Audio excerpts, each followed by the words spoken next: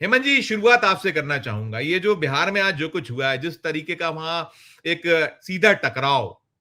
क्या कहता है? क्या ये राहुल का जो रथ है रुक पाएगा इस सब से? जी धन्यवाद। बिहार में जो कुछ चल रहा है और जो कुछ हुआ है वो आप समझ लीजिए कि एक ऐसी पटकथा थी जो बहुत जल्दी उसका खुलासा हो गया। ये पहले ही दिन से आशंका जताई जा रही थी कि ऐसा ही कुछ षड्यंत्र का इसमें ये बू आ रही थी और लग रहा था कि कोई षड्यंत्र है, वो आज खुल गया उसमें। लेकिन सबसे बड़ी बात यह है कि जो लोग सरकार में हैं, जिनके हाथ में पूरा प्रशासन है, उन लोगों ने कैसे इस पर एक तरह से चुप्पी साध रखी थी और वो उसको होने दिया, उसको प्रचारित होने दिया और उससे आगे बढ़ करके आज दो मंत्रियों और एक विधायक, दो विधायक, उसमें और भी रहे होंगे, जो 4 विजिबल लोग थे उसमें जो वीडियो में, एक संजय सरावगी जो मंत्री हैं वो, एक नितिन नवीन मंत्री हैं वो, एक अरुण सिन्हा जो विधायक हैं, एक संजय चौरसिया जो विधायक हैं, ये साफ साफ दिखाई दे रहे हैं। उनकी अगुवाई में भीड़ निकलती है और उसमें से कुछ लोग जा करके और कांग्रेस मुख्यालय पर हमला करते हैं, तोड़फोड़ करते हैं, मारपीट करते हैं। ये जो दृश्य है ये क्या दिखाता है? मैं बहुत पहले से कह रहा हूं कि ये जो बीजेपी है, जो आरएसएस है, उसके जरिए जो ये निजाम आया है हिंदुस्तान में, वो एक तरह से गिरोह की तरह काम कर रहा है, एक गैंग की तरह काम कर रहा है, जिसका कानून व्यवस्था, जिसका संवैधानिक मूल्यों और लोकतंत्र में लगता है कि कोई उनको भरोसा ही नहीं है। इनको तो चाहिए था कि जो गाली देने की घटना हुई उसका खुलासा करना इनका सरकार का काम था और वो खुलासा करने से पहले ये सब हो रहा था और जब वो हमला हुआ उसके बाद ये खुलासा हुआ। जिन लोगों को ये पता चल गया कि पाकिस्तान के 3 आतंकवादी नेपाल के रास्ते बिहार में घुस गए हैं, उनको ये पता नहीं चला कि सदाकत आश्रम पर हमला होने वाला है। उनको ये पता नहीं था कि अभी 2-3 महीने पहले सदाकत आश्रम पर हमला हुआ था, भाजपा के लोगों ने किया था, झंडा लेकर के, भाजपा का झंडा लेकर के, और उसके बावजूद यहाँ की पुलिस को, हेमंत सर, आपका नेटवर्क कुछ समस्या, हेमंत सर नेटवर्क कुछ समस्या कर रहा है मुझे लगता है। हेमंत सर नेटवर्क समस्या कर रहा है कुछ। कैसे वो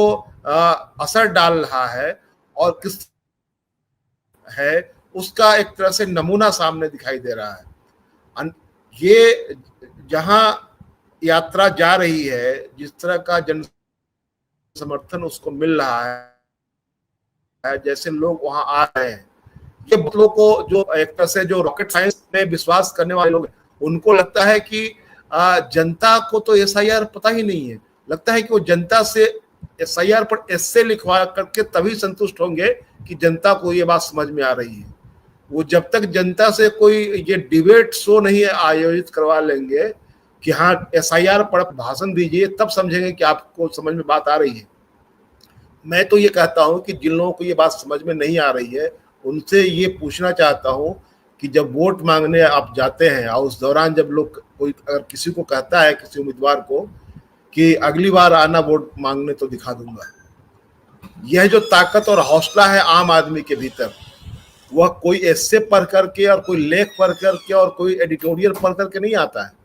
जो वोट के प्रति जो उसका समर्पण है, उसके प्रति जो उसको जो उसके भीतर जो एहसास है, एक वोट का अधिकार, सरकार बनाने, सरकार चलाने और सरकार में शामिल होने,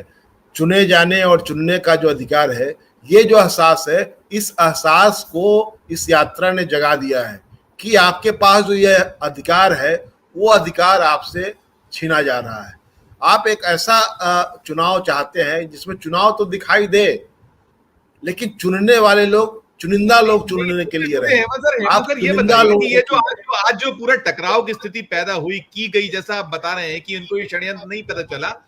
इसके बाद क्या कुछ यात्रा में कोई ऐसा लगा आपको कि वो उसमें कहीं वो उतना उत्साह ना दिखाओ, राहुल गांधी का जो रथ चल रहा है या वैसा कोई भीड़ ना हो, ये कुछ दिखा क्या आपको कि जो कोशिश तो यही हो रही कि इसको कैसे रोक लिया जाए, कैसे इसको विवादित बना दिया, कैसे कि ये मुझे लगता है कि जी देखिए इस संजीव जी, मैं ये कह रहा हूं कि इस घटना ने एक तरह से विपक्ष को और मोरल बूस्टअप दिया है। ठीक ठीक, ये इसका सबसे बड़ा महत्वपूर्ण मसला है कि विपक्ष को एक तरह से मोरल बूस्टअप दिया है, क्योंकि ये एक तो इसका खुलासा हो जाने से, और दूसरे इस तरह का जो हमला हुआ है उस हमले ने लोगों के भीतर ये मैसेज दिया है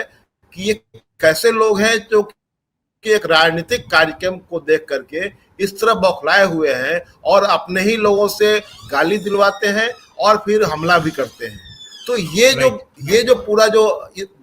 ये जो मसला है, ये लोगों को काफी उद्वेलित कर रहा है। इसका आप सोशल मीडिया में देख लीजिए, जो रिएक्शन आया है, जो आरजेडी की तरफ से जो रिएक्शन आया है, आरजेडी के दफ्तर पर जिस तरह से लोग जुटे हैं और एक तरह से वो चुनौती दे रहे हैं कि तुम में हिम्मत है तो आकर के हमला करके दिखाओ यहाँ पर, उसके बाद हम बता देते हैं कि हमले का जवाब कैसे दिया जाता है। और एक तरह से कांग्रेस के प्रति सोलिडेरिटी लोग दिखा रहे हैं, जो इंडिया अलायंस के दल हैं, और उस आम लोगों में भी क्या फिर रिएक्शन हुआ। आम लोगों में एक तरह से ये बैकफायर कर गया है। जो लग रहा था ना कि जो एक तरह से बिलाप किया जा रहा था कि मोदी जी की माँ को गाली दिया, मोदी जी की माँ को गाली दिया, उनकी मरी हुई माँ को गाली दिया, सवाल तो अब ये तैरने लगा है कि राहुल गांधी की माँ को जिस तरह की गालियां दी गई, जिस तरह से उनको जर्सी गाय कहा गया, जिस तरह से राहुल गांधी को हाइब्रिड बछड़ा कहा गया और क्या क्या नहीं कहा गया, तो जो सदाएं लौट करके आती हैं वो आ रही है। जो सदाएं लौट करके आती है वो इस तरह से आ रही है कि वो पूरे वातावरण में छा गई है। तो ये मुझे लगता है कि विपक्ष के लिए एक ऑक्सीजन की तरह है, वो ताजी हवा के झोंके की तरह है कि जिसने एक तरह से और ज्यादा उसको मोरल बूस्टअप किया है। तो ये एजेंडा अपने आप में और मजबूत हो रहा है, और दूसरे कि लोगों का जन समर्थन भी बढ़ रहा है। और जो बीजेपी जो चाहती थी कि हम एक तरह से अपने पक्ष में कुछ लोगों को इमोशनल जो कार्ड खेलें और उसका लाभ मिले, वो तो अब मिलता हुआ नजर नहीं आ रहा है। उनकी तमाम गालियां आज साया हो गई है सोशल मीडिया पर, और वो सबको मैं दोबारा लौटता हूँ। मेरे को बहुत सारे सवाल करने में चाहूंगा, छोटी छोटी टिप्पणी देंगी तो उचित होगा। आपका ओपनिंग रिमार्क मुझे चाहिए था, और मैं आपको बता दूं दर्शकों और आप पैनलिस्टों को भी कि हमारे यहाँ जैसे अरुण दीक्षित जी के यहाँ रोज लाइट जा रही है, हमारे यहाँ जो है नेट चला गया है, तो जितनी बाइट्स जितना वहां के सीन थे हम नहीं दिखा पा रहे हैं। हम जैसे ही नेट हमारे यहाँ आता है, और ये इत्तेफाक है क्या है कि जैसे ही चर्चा